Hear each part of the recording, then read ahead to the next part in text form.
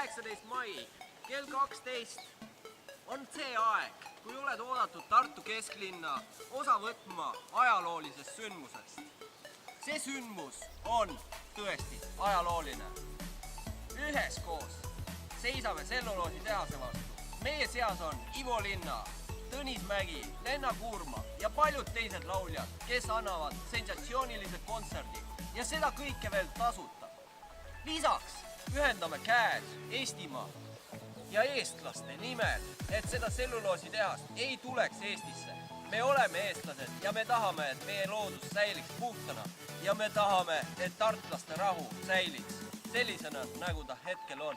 Head mõtted on Tartule alati teretulnud olnud ja see sensatsiooniline ajalooline sündmus on üks sajandi parimaid mõtteid, mida tartlased on oma nägemuslikul algatusel algatanud.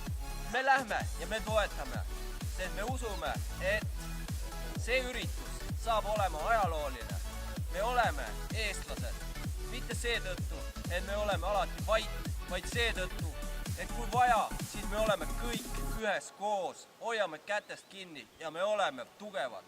Ainult siis, kui me kõik koos seisame, suudame seista alati vastu mis tahes võimule või mis tahes jõule. Olgu ta kas või tselluloositehas, mida planeeritakse Emajõe kaldale. Koos me teeme nii, et seda sinna ei tule. Tulge kõik 19. mai kell 12 Tartusse. Teeme koos ajalugu.